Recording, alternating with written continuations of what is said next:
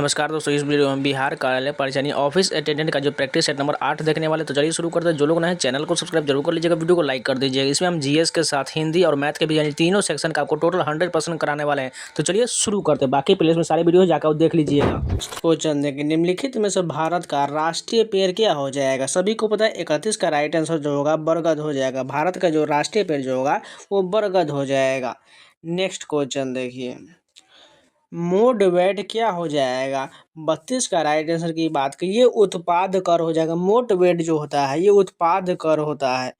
प्रसिद्ध खजुराहो की गुफा कहाँ स्थित है? 33 की बात करिए जो मध्य प्रदेश में। प्रसिद्ध खजुराहो की गुफा जो है ये मध्य प्रदेश में। हर्षवर्धन के शासनकाल में भारत में कौन आया था? 34 का राइट आंसर की बात करें तो ह्वेन सांग आया था। हर्षवर्धन के शासनकाल में भारत में जो है ह्वेन सांग आया था। नेक्स्ट क्वेश्चन देखिए, लैगून क्या है? 35 की बात करें तो छिछला झील हो जाएगा। लैगून जो है छिछला झील होता है।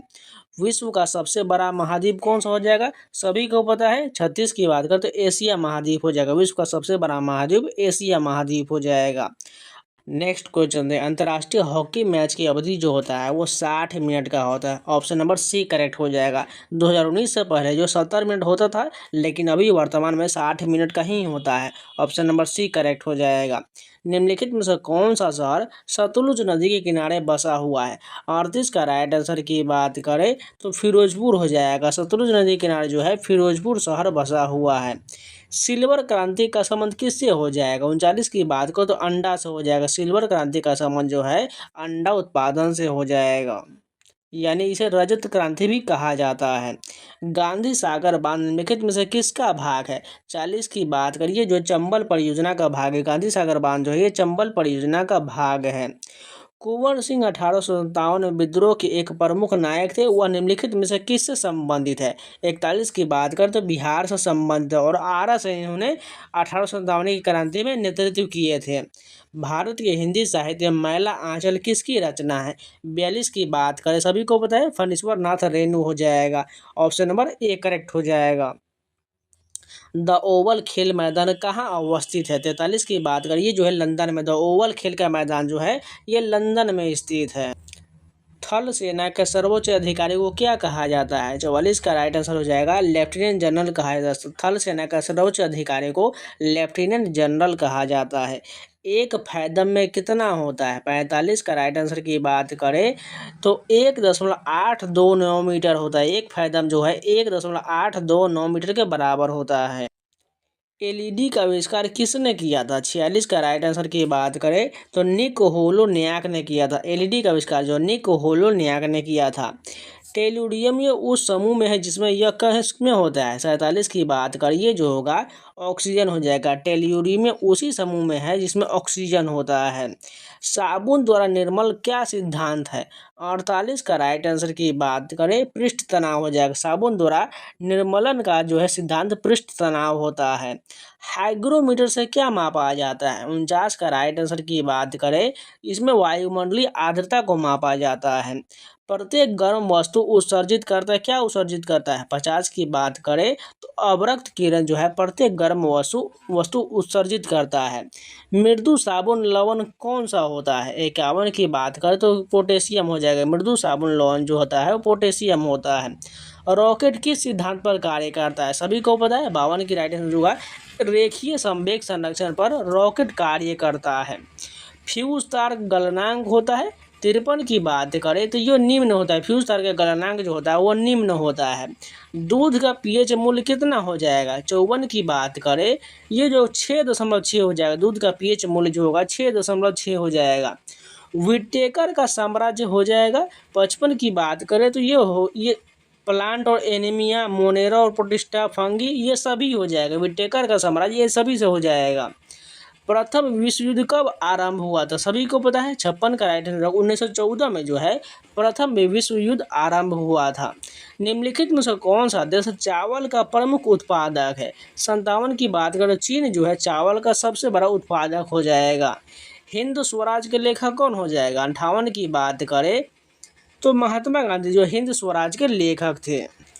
यूरोप में कागज बनाने का पहला कारखाना कहाँ खोला गया था? 59 का राइट आंसर जो होगा जर्मनी में खोला गया था। यूरोप में कागज बनाने का पहला कारखाना जर्मनी में खोला गया था। शिव समुद्रम जलप्रपात किस नदी पर स्थित है? 60 का राइट आंसर की बात करिए जो कावेरी नदी पर। शिव समुद्रम जलप्रपात जो है ये कावेरी नदी पर है। झारखंड, छत्तीसगढ़ और मध्य प्रदेश राज्य खनिज और डैश भंडारण में समृद्ध है। 61 का राइट आंसर की बात करिए जो है कोयला भंडारण में समृद्ध है। सौर ऊर्जा उत्पादन करने के लिए प्रयुक्त विधि कौन सा हो जाएगा? 62 का राइट आंसर की बात करते हैं फोटोवोल्टिक हो जाएगा। सौर ऊर्जा उत्पादन करने के लिए फोटोवोल्टिक विधि प्रयुक्त होता है। बिहार में सर्वप्रथम नगर निगम की स्थापना कहाँ किया गया था? 63 का राइट आंसर की बात करें तो पटना में पहली बार जो है बिहार में सर्वप्रथम नगर निगम की स्थापना किया गया था। किस देश में ओलंपिक खेल का विरोध नस्ल पर आधारित था? 64 की राइट की बात करें तो मैक्सिको में जो है इसका विरोध जो है नस्ल पर आधारित था।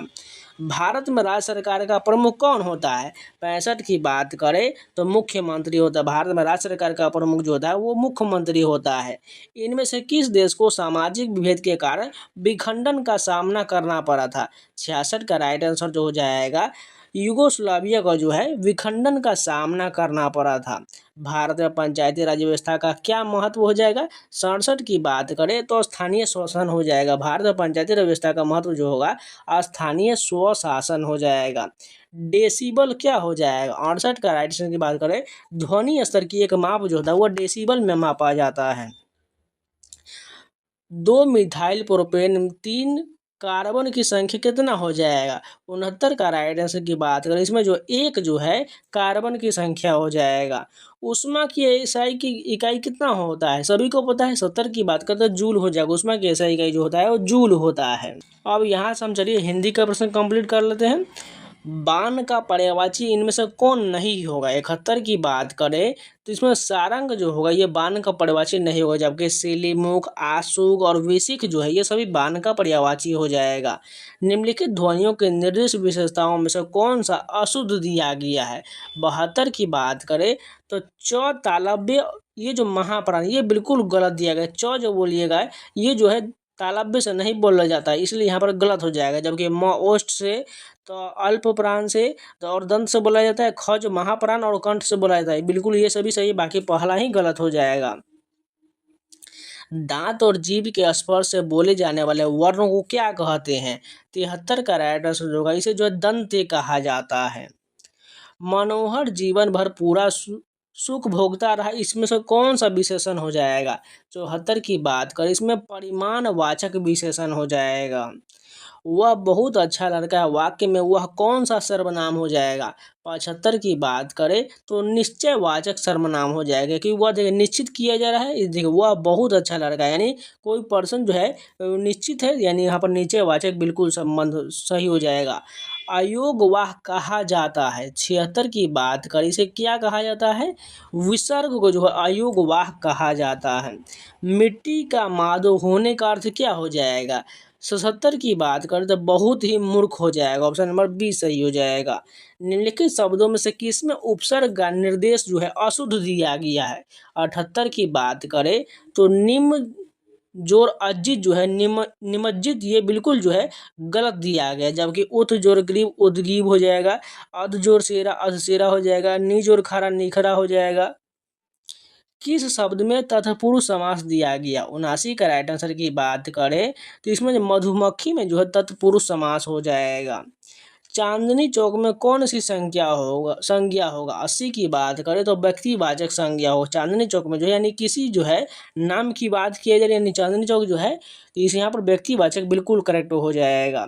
आयुष्मान का स्त्रीलिंग क्या हो जाएगा? 81 का राइट आंसर की बात करें तो आयुष्मती हो जाएगा। सभी को पता है आयुष्मान का जो है स्त्रीलिंग आयुष्मती हो जाएगा।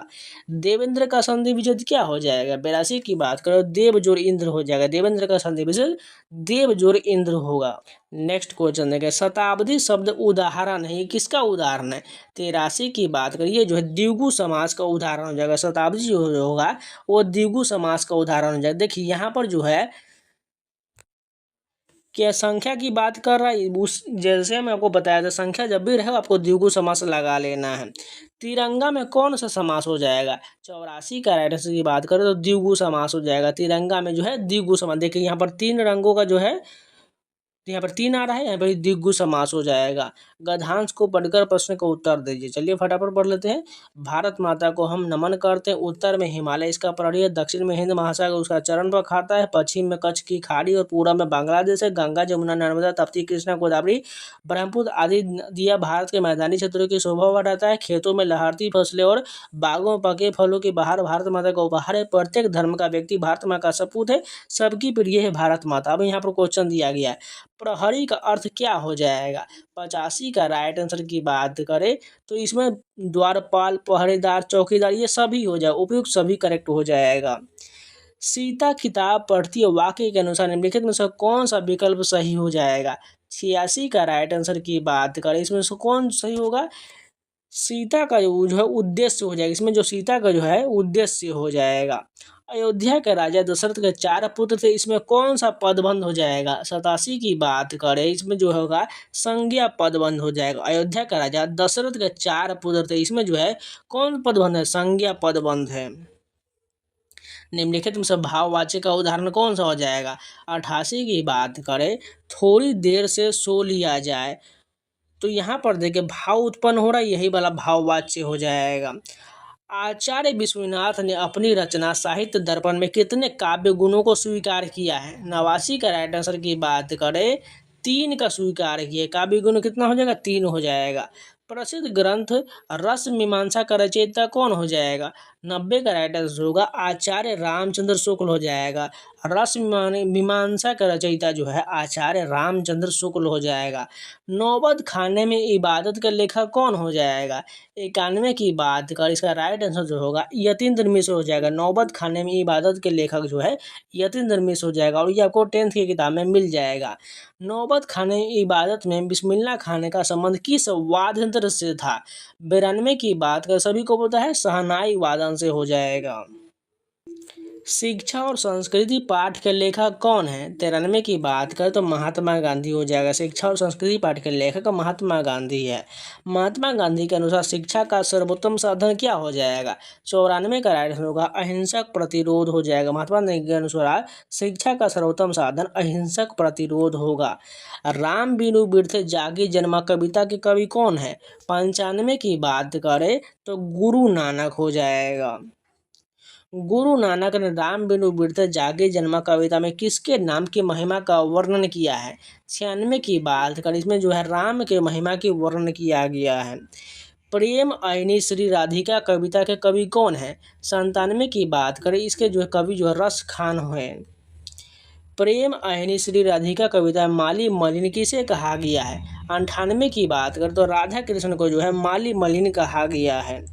आति सुधो स्नेह को मार्ग है कविता के कवि कौन है? 99 की बात करें इसके कवि जो हो जाएगा धनानंद हो जाएगा। आति सुधो स्नेह का मार्ग है, इसके कवि जो है धनानंद है।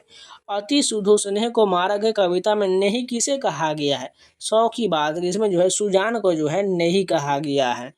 अब यहाँ पर हम कंप्लीट हो गया हिंदी का। अब चलिए मैथ का कंप्लीट करते हैं। नेक्स्ट क्वेश्चन है, एक नाव की गति धारा के अनुकूल 32 किलोमीटर प्रति घंटा है और धारा के प्रतिकूल 28 किलोमीटर प्रति घंटा है, तो शांत जल में नाव की गति डैश किलोमीटर प्रति घंटा होगा।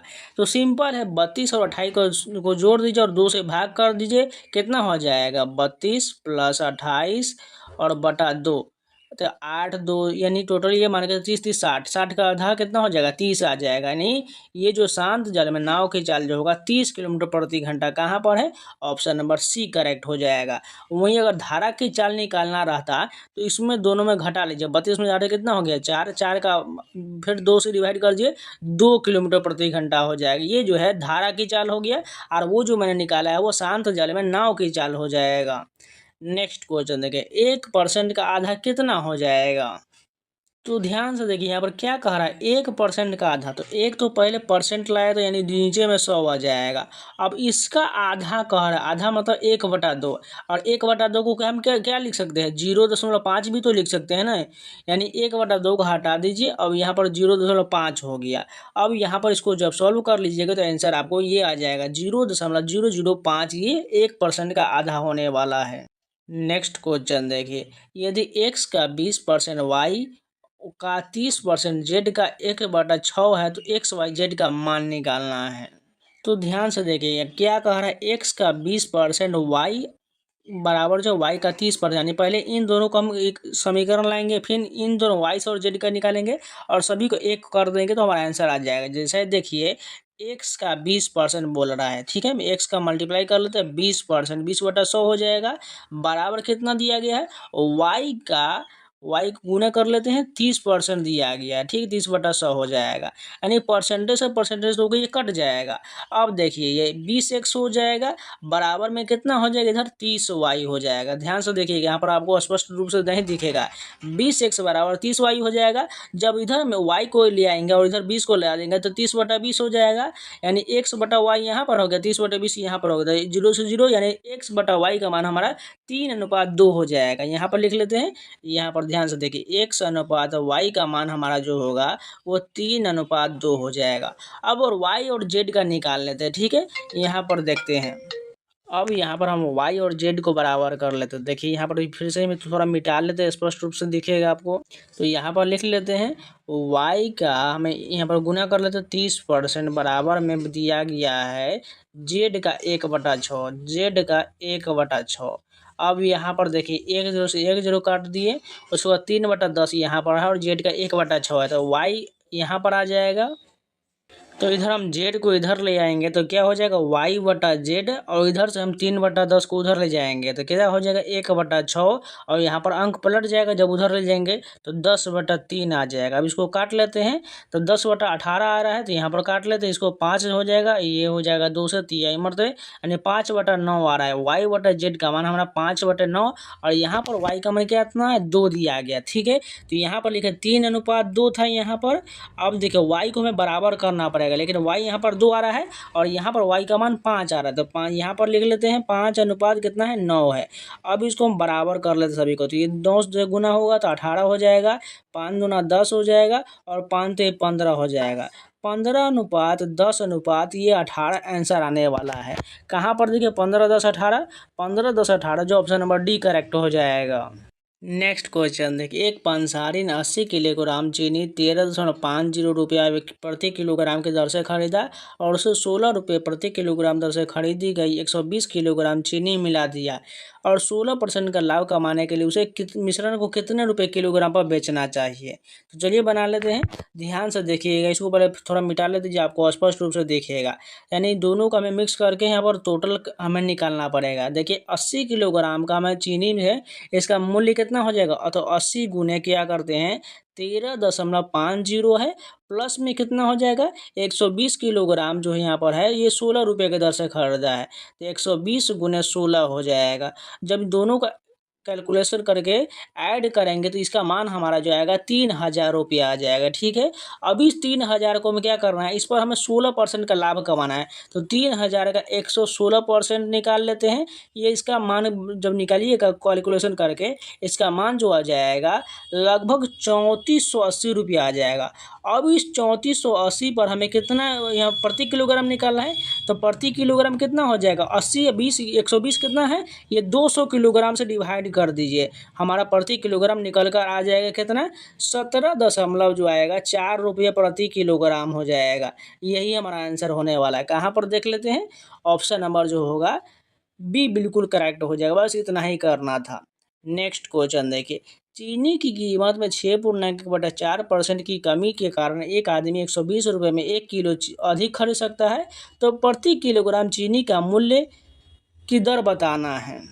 तो सबसे पहले हम क्या करते हैं, चीनी का नया मूल्य कितना हो जाएगा, अगर इसको हम पूर्णांक में अगर लिखेंगे पॉइंट में तो 6.25 हो जाएगा। और परसेंटेज के लिए परसेंट हो यहाँ पर निकाल लेते हैं, परसेंटेज के लिए यहाँ पर 100 से डिवाइड कर सकते हैं, ठीक है। और परसेंटेज को यहाँ पर हटा दिए तो 120 गुने कितना हो जाएगा, 6.25 बटा ये 100 हो जाएगा। जब इसको काट कूट करेंगे तो इसका मान जो हमारा 1 किलो का नया मान जो आ जाएगा 7.5 रुपया आ जाएगा। तो हमें तो पुराना मान निकालना है, क्योंकि यहाँ पर देखिए पुराना पहले का दर पूछ रहा है। तो 7.5 का गुना किस में करना है, हमें 100 ऊपर कर देना है और 100 में से कितना का मान घटाना है, 6.25। ये देखिए नया मान जो इतना है इसमें से घटा देना। तो 100 में से 6.25 घटाएंगे तो 93.75 हो जाएगा। जब इसको कैलकुलेट कर लेंगे, काट कूट कर हटा देंगे तो हमारा 8 रुपया जो होगा ये पुराना मूल्य हो जाएगा। ऑप्शन देखते हैं कहाँ पर है, 8 रुपया। ऑप्शन नंबर ए करेक्ट हो जाएगा, क्योंकि 8 रुपये पहले था तो इसमें इतना की कमी हो गया, तभी तो वो 1 किलो अधिक चीनी खरीद पाता है ना, इसलिए आंसर यही वाला हमारा करेक्ट हो जाएगा। नेक्स्ट क्वेश्चन देखिए, यदि x प्लस वाई बराबर 10 है, एक y प्लस जेड बराबर 19 दिया गया है, z प्लस एक्स बराबर 21 है, तो z का मान पूछा गया है। एकदम सिंपल, क्या करना है, सभी को ऐड करते जाना है। तो सभी को ऐड कर लेते हैं। देखिए x प्लस वाई दिया गया है, उसके बाद क्या है y प्लस जेड दिया गया है, उसके बाद क्या दिया गया, z प्लस एक्स दिया गया है। और इन सभी का मान कितना कितना है, इन सभी को बाहर में हम ऐड करते हैं। 10, 19 और 21 इन तीनों को ऐड करेंगे तो कितना हो जाएगा, यानी टोटली 50 हो जाएगा। और यहाँ पर देखिए डबल x यहाँ पर भी हो जाएगा, डबल y भी हो जाएगा, डबल z भी हो जाएगा। यानी अगर इसमें हम 2 कॉमन ले लेंगे तो हमारा सभी बाहर आ जाएगा। जैसे देखिए इन सभी को मिटा लेते हैं, 2 इंटू जो हो जाएगा, इसको थोड़ा मिटाते हैं तो यहाँ लिख लेते हैं 2 into X plus Y plus Z का मान कितना हो जाएगा, हमारा 50 हो जाएगा। यहाँ पर 50 आ गया। अब इस 2 से इसको 50 काटेंगे तो कितना मरतबा कट जाएगा, 25 मरतबा हो जाएगा। यानी X plus Y plus Z का मान हमारा कितना आ गया, 25 आ गया। लेकिन हमें किसका मान निकालना है, जेड का मान निकालना है। तो ध्यान से देखिएगा, X plus Y plus Z का मान तो हमारा 25 हो गया। यानी इस 25 में से क्या करते हैं, 25 में से हम किसका मान घटा देंगे, जिससे हमारा जेड का मान निकल जाएगा। सिंपल बात है, इसमें हम एक्स वाई का मान घटा देते। एक्स वाई का मान कितना दिया गया, 10 दिया गया, 10 घटा लीजिए। 25 में से 10 गया, कितना बचेगा, 15 बचेगा। कहाँ पर दिख रहा है, ऑप्शन नंबर डी करेक्ट हो जाएगा। नेक्स्ट क्वेश्चन देंगे, 2x प्लस 3y का मान 34 है, तो x प्लस वाई बटा वाई का मान 13/8 दिया गया, तो इसका मान निकालना है। तो सबसे पहले इसको हम इसको सही रूप में लाते हैं। तो देखिए इसको इसमें गुना कर दीजिए, इसको इसमें गुना कर दीजिए। तो 8x प्लस 8y बराबर कितना हो जाएगा, 13y हो जाएगा। जब इस y को हम इधर लाएंगे तो y में से y घट जाएगा, तो 8x माइनस कितना हो जाएगा, ये जब घट जाएगा तो -5y बराबर 0 हो जाएगा। अब इन दोनों का हम समीकरण 1, 2 समीकरणों को हल करना पड़ेगा। देखिए यहाँ पर हमें 8x को हम दोनों को बराबर करेंगे, यहाँ पर भी x को, तो इसमें हमें 4 से गुना करना पड़ेगा। उसका मान यहाँ पर लिख लेते हैं, 8x यहाँ पर हो जाएगा, प्लस का कितना हो जाएगा, 4 × 12y हो जाएगा। और यहाँ पर जो होगा 34 चौके 136 हो जाएगा। अब यहाँ पर हमें क्या करना पड़ेगा, सभी का नीचे का मान का हमें पॉजिटिव को माइनस में और प्लस को माइनस में, माइनस को प्लस में करना पड़ेगा। यहाँ पर माइनस ये कट जाएगा, ये भी माइनस, ये भी माइनस हो जाएगा। यानी -5y और 12y कितना हो जाएगा, ये 17y हो जाएगा। 17y बराबर कितना हो जाएगा, 136 माइनस का, दोनों माइनस माइनस कट जाएगा। यानी हमारा y का मान हमें 136 कितना मरतबा कटेगा, 17 से 136 8 मरतबा कटेगा। यानी y का मान हमारा निकल के कितना आ गया, 8 आ गया। अब इसका मान हम 8 का में पहले वाले समीकरण में रख देते हैं। चलिए y का मान यहाँ पर रख लेते हैं, y का मान यहाँ पर 8 रखेंगे, 8 × 24, इस 24 को 34 में से घटाएंगे 10 आ जाएगा। एक जब इसका 2 से काटेंगे 10 को तो ये 5 हो जाएगा। यानी x का मान हमारा कितना निकल गया, x का मान हमारा 5 निकल गया और y का मान हमारा निकल गया 8।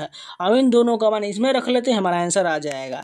तो y के जगह पर यहाँ पर 8 रख लेते हैं और x की जगह पर 5 रख लेते हैं। तो 8 × 5 = 40 प्लस का कितना, 7 × 5 = 35, 75 होने वाला है। कहाँ पर 75, ऑप्शन नंबर ए करेक्ट हो जाएगा। उम्मीद है आप लोगों को वीडियो पसंद आ रहा हो, लाइक जरूर कर दीजिएगा। अगर नहीं समझ में आता है तो इन सभी का सलूशन पीडीएफ मैं टेलीग्राम पर अपलोड करूंगा, वहां से भी आपको लोग सलूशन पीडीएफ जरूर देख लीजिएगा, जिससे आपको मैथ के सारे क्वेश्चन समझ में आ जाएगा। नेक्स्ट क्वेश्चन देखें, एक आदमी साइकिल से जाने में और कार से वापस आने में 6 घंटे 30 मिनट का समय लेता है। यदि वो आने और जाने में केवल साइकिल का प्रयोग करे तो उसे 2 घंटा 10 मिनट अधिक समय लगेगा। उसे आने जाने में कार से कितना समय लगेगा?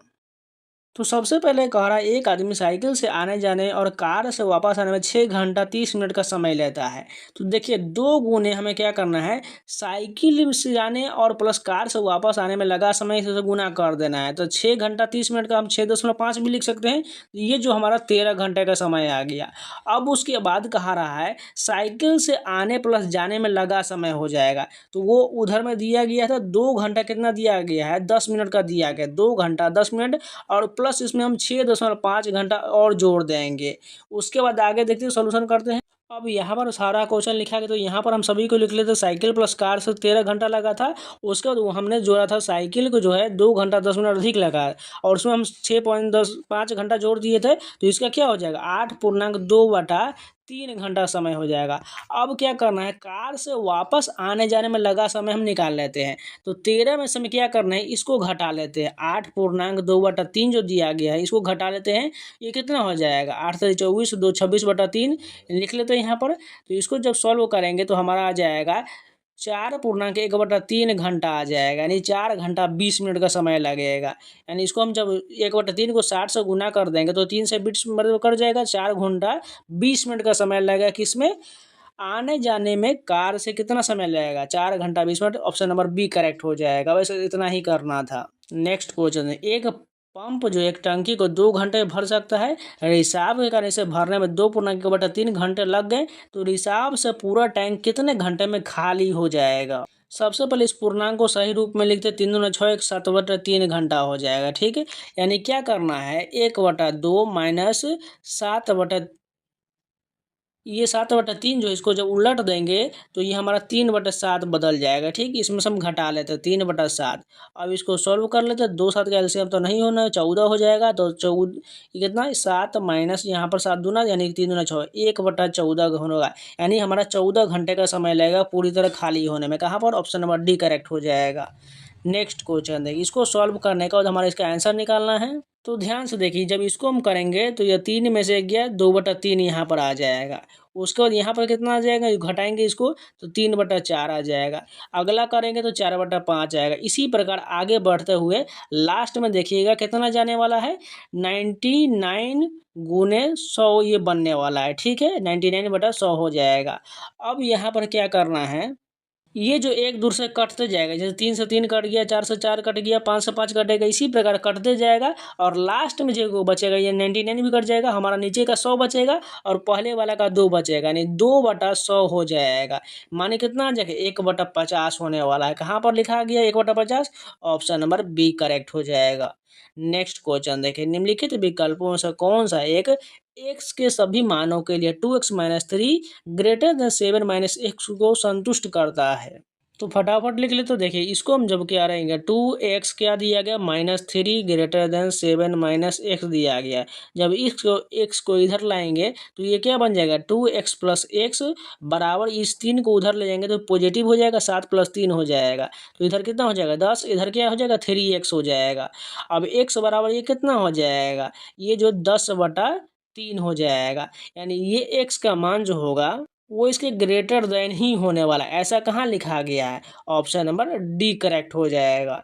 नेक्स्ट क्वेश्चन देखिए, यदि x बराबर √3 + √2 तब x² + 1/x² का मान कितना होगा? तो ध्यान से देखिएगा, सबसे पहले यहाँ पर देखिए x का मान दिया गया, लेकिन हमें तो x² चाहिए। तो x² के लिए क्या करना पड़ेगा, स्क्वायर करना पड़ेगा। तो √3 का स्क्वायर प्लस √2 का होल स्क्वायर हो जाएगा, यानी इसका मान निकालेंगे तो क्या आ जाएगा, पहले तो 3 + 2 हो जाएगा, a + b हो जाएगा। उसके बाद जो होगा वो प्लस का √2√6 हो जाएगा। तो इसका मान क्या हो जाएगा 5 + 2√6 होने वाले, यानी x² माना हमारा 5 + 2√6 आ जाएगा। वही 1/x² करेंगे तो हमारा परिमेय करना पड़ेगा। तो यहाँ पर प्लस के जगह पर माइनस आ जाएगा। तो दोनों का मान हम निकाल चुके हैं, दोनों का गुना कर देंगे। अब इस दोनों को मान को इसी में रख देना है और यहाँ पर सॉल्व कर लेंगे तो हमारा आंसर जो आएगा वो 10 आने वाला है। जैसे देखिए x² माने हम का कितना निकाले गए थे 5 + 2√6 गुने क्या करना है 1/5 - 2√6 करना है। इसको सॉल्व करेंगे तो हमारा मान 10 आ जाएगा। नेक्स्ट क्वेश्चन देखिए, P square plus 9p plus 14 तथा P square plus 13p plus 42 का उभयनिष्ठ गुणनखंड कितना होगा। जब इन दोनों का गुणनखंड निकालिएगा तो ई में इसमें जो कॉमन होगा p प्लस 7 हो जाएगा, इसलिए यहाँ पर ऑप्शन नंबर डी करेक्ट हो जाएगा। नेक्स्ट क्वेश्चन देखें, दो संख्याओं का योग 161 है, यदि उन संख्याओं में से एक संख्या दूसरी संख्या से 30% अधिक है तो वह संख्या क्या होगा। तो ध्यान से देखिए यहाँ पर क्या कह रहे हैं, एक संख्या दूसरी संख्या से 30% अधिक है, यानी मान के चलिए वो संख्या दूसरी संख्या क्या है 100 है, तो पहली संख्या क्या हो जाएगा, इसमें 30% है कि 130 हो जाएगा। जब इसको हम 0 से 0 काट दिए 13:10 हो जाएगा, यानी हम अब क्या करना है, दोनों का मान ऐड करेंगे तो 13 10 23 हो जाएगा, यानी दोनों का योग कितना है 161 बटा 23 गुने हमें पहला का मान निकालेंगे तो 13 से गुना कर देंगे और दूसरा का मान निकालेंगे तो 10 से गुना कर देंगे। तो जब इसको काटेंगे तो कितना मरतबे कटने वाला देखिए, तो 23 से 7 मरतबे कट जाएगा, तो 13 सतह पहले का मान 91 आ जाएगा, एक का मान कितना आ जाएगा, जब इसको काटेंगे तो 10 7 70 हो जाएगा। 70 और 91 कहाँ पर दिख रहा है, ऑप्शन नंबर बी करेक्ट हो जाएगा। 15 नंबर क्वेश्चन है, इस प्रकार का हमें सरलतम रूप बताना है, क्या हो जाएगा। जब इसको आपको धीरे धीरे सॉल्व कीजिएगा तो इसका राइट आंसर बता देते हैं हम लोग को, x to the power 8 minus 1 to the power x हो जाएगा, ऑप्शन नंबर बी करेक्ट हो जाएगा। क्योंकि ध्यान से देखिए ये x वाला ये हट जाएगा, क्योंकि इन दोनों का गुना कर लेंगे तो ये जो मान जो हो जाएगा एक्स स्क्वायर माइनस 1 बटा एक्स स्क्वायर हो जाएगा। सभी को इसी प्रकार कैलकुलेट करते जाइएगा तो लास्ट में आपको x to the power 8 minus 1 to the power x 8 हो जाएगा। नेक्स्ट क्वेश्चन देखिए, इसको सरल करने के बाद इसका राइट आंसर क्या हो जाएगा, एकदम इजी क्वेश्चन है, सॉल्व कर लीजिएगा। इसका आंसर बता देते हैं, इसका राइट आंसर होगा 27 बटा 125 हो जाएगा। नेक्स्ट क्वेश्चन है, उसी प्रकार यहाँ पर एक गुणनखंड का ही क्वेश्चन दिया गया है, इसको सॉल्व करने के बाद इसका राइट आंसर जो आ जाएगा x प्लस 2 बटा x प्लस 3 हो जाएगा। आप लोग सॉल्व कर लीजिएगा। यहाँ पर परिमेय संख्या का निरूपण क्या हो जाएगा, एकदम इजी क्वेश्चन है। 243 इसको अगर हम निकालेंगे तो ये जो हो जाएगा 3 का पावर 5 हो जाएगा, और नीचे में 108 जो दिया गया 3 का पावर क्यू गुने 2 का स्क्वायर हो जाएगा। जब इसको और छोटा करेंगे तो ये सभी रूट में जा रहा है, इसको छोटा करेंगे तो हमारा रो आ जाएगा 3 का स्क्वायर बटा 2 का स्क्वायर हो जाएगा। जब बाहर निकालेंगे तो 3 बटा 2 हो जाएगा, ठीक है। क्योंकि यहाँ पर देखिए 3 का पावर 3 से इसको 3 काटेंगे तो बचेगा, ऊपर में 2 ही तो बचेगा ना, इसलिए 2 बाहर निकल गया 3 का स्क्वायर और नीचे 2 का स्क्वायर, यानी 3 बटा 2 हो जाएगा। कहाँ पर है, ऑप्शन नंबर बी करेक्ट हो जाएगा। नेक्स्ट क्वेश्चन है, n तक की प्राकृत संख्याओं के वर्गों का एक क्या हो जाएगा। ये सिंपल फार्मूला पूछ लिया गया है, इसका फार्मूला क्या होता है, n into N plus 1 into 2n plus 1 बटा 6, ये जो फार्मूला होता है n तक की प्राकृत संख्याओं के वर्गों का योग निकालने का, ये डायरेक्ट फार्मूला पूछ लिया गया है। नेक्स्ट क्वेश्चन है, यहाँ पर जो अलजेब्रा का क्वेश्चन पूछ लिया जाएगा, यहाँ पर a माइनस बी का होल क्यूब है प्लस b माइनस सी का whole cube plus c minus A का होल क्यूब बराबर, ये इसका मान जो होता है 3 इंटू जो होगा a minus B into B minus C into C minus A होता है। अब देखिए क्या होगा, नीचे में क्या है दिया है 3 इंटू ए माइनस बी, और इसी का मान से इसी का मान कट जाएगा तो एक आंसर आने वाला है। कहाँ पर दिख रहा है, एक, ऑप्शन नंबर बी करेक्ट हो जाएगा। नेक्स्ट क्वेश्चन देखिए, यदि x प्लस वाई का मान 3 xy बराबर 2 तो X cube minus Y cube को मान पूछा गया है। अगर आप यहाँ पर हिट एंड ट्रायल लगाए तो देखिए x प्लस वाई का मान 3 कैसे ला सकते हैं, और x प्लस वाई का मान कितना रखेंगे 2 आ जाएगा। अगर ध्यान से देखिएगा, अगर x के जगह पर हम क्या करते हैं 2 रखते हैं और y की जगह पर 1 रखते हैं, 2 1 3 हो जाएगा। वहीं x के जगह पर 2 रखते हैं और y की जगह पर 1 रखते हैं, गुना करते हैं तो 2 आ जाएगा। उसी प्रकार यहाँ पर रख कर देखते हैं, x का क्या करना है 2 का क्यूब करना है, माइनस में 1 का क्यूब हो जाएगा, 2 का क्यूब 8 माइनस 1 कितना हो जाएगा 7, कहाँ पर है, ऑप्शन नंबर सी करेक्ट हो जाएगा। नेक्स्ट क्वेश्चन है, a माइनस 1 बटा a बराबर 7 है, तो a स्क्वायर प्लस 1 बटा a स्क्वायर का मान पूछा गया है। तो सिंपल अगर हमें अलजेब्रा पढ़ा होगा तो इसका फार्मूला होता है k का स्क्वायर, यहाँ पर माइनस दिया गया तो प्लस में 2 ऐड हो जाएगा, तो 7 का स्क्वायर 49 प्लस का 2 51, कहाँ पर, ऑप्शन नंबर ए करेक्ट हो जाएगा। इसका फार्मूला आप ध्यान रखिएगा। नेक्स्ट क्वेश्चन देखा, रूट 108 प्लस रूट 243 का मान 25.98 है, तो रूट 147 प्लस रूट 192 का मान ज्ञात कीजिए। इसको जब छोटे छोटे रूप में तोड़ते जाइएगा तो उतना ही मान 25.98 है, तो इसका भी मान उतना ही आने वाला है, ऑप्शन नंबर सी करेक्ट हो जाएगा। इस सभी का सोल्यूशन पीडीएफ को टेलीग्राम पर अपलोड कर दीजिएगा, वहाँ से आप इसको दे करके सीख लीजिएगा। नेक्स्ट क्वेश्चन, एक्स का मान इतना दिया गया, वाई का मान इतना दिया गया, तो इसका मान हमें निकालना पड़ेगा। तो ये थोड़ा लॉन्ग क्वेश्चन दिख रहा है। इसका राइट आंसर की बात करें ऑप्शन नंबर 563/313 आने वाला है। नेक्स्ट क्वेश्चन, निम्नलिखित में से कौन अपरिमेय नहीं दिया गया है। √25, ध्यान से देखिए, इसको 5 लिख देंगे, जब परिमेय हटाएंगे तो 5 तो आने वाला है नहीं, इसलिए यही जो हमारा अपरिमेय नहीं होने वाला है। नेक्स्ट क्वेश्चन देखिए, 47 से 379 भाग देने पर शेष 3 बचता है, तो भागफल क्या हो जाएगा। तो चलिए भाग देकर देख लेते हैं। 47 हमें क्या करना है, 379 में भाग देना है। तो ये कितना मरतबे तक जा रहा है, लगभग ये लगभग जो है 8 मरतबे तक 376 जा रहा है। और यहाँ पर देखिए शेष जो है 3 भी बच रहा है, तो हमारा कितना हो जाएगा, भागफल 8 हो जाएगा। कहाँ पर है, ऑप्शन नंबर बी बिल्कुल सही हो जाएगा। नेक्स्ट क्वेश्चन देखिए, HCF 54 और 78 बराबर 6 है, एलसीएम 54 और 78 का मान क्या होगा। तो ध्यान से देखिएगा, यहाँ पर जो HCF जो है मौसा, इन दोनों का मान जो है हमारा कितना आ रहा है, HCF इसका 6 आ रहा है, तो इसी का हमें LCM निकालना है। तो इसे आप आराम से LCM निकाल सकते हैं, नहीं निकाल पाए तो इसका ट्रिक जो होता है क्या हो जाएगा, कितना मान हो, 54 गुने 78 दिया गया है, बटे HCF कितना दिया गया, 6, इसको डिवाइड कर दे, 6 9 54। अब यहाँ 9 से 78 में गुना कर देंगे तो हमारा आंसर जो आ जाएगा ये 702 होने वाला, ऑप्शन नंबर सी करेक्ट हो जाएगा। इस प्रकार नहीं बनाना चाहते हैं तो अब डायरेक्ट इसको LCM निकाल लीजिएगा। नेक्स्ट क्वेश्चन देखिए, यहाँ पर दिया गया A is not equal to 0, B is not equal to 0, C is not equal to 0 तथा A plus B plus C बराबर 0 है, तो इसका मान निकालना है।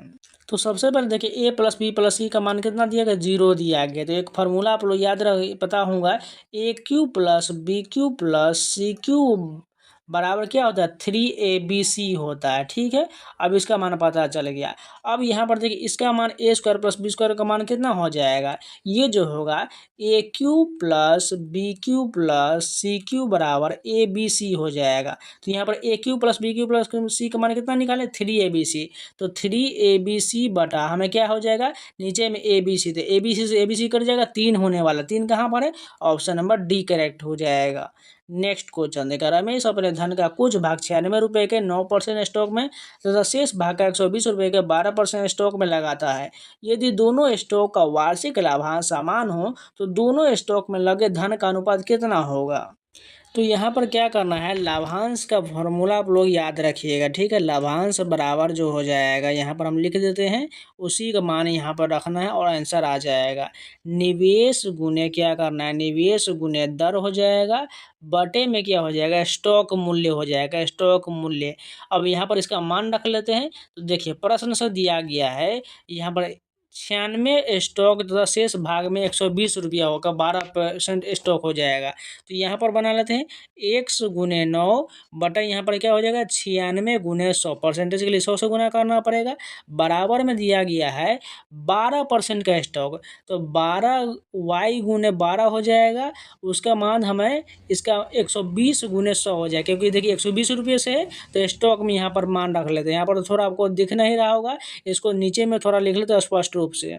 जब दोनों को बराबर कर देंगे तो एक साइड हमने x लिया था, एक साइड में y, तो x इधर आ जाएगा, y इधर आ जाएगा, तो 12 गुने ऊपर में कितना था, 96 हो जाएगा, और 9 गुने 120 हो जाएगा।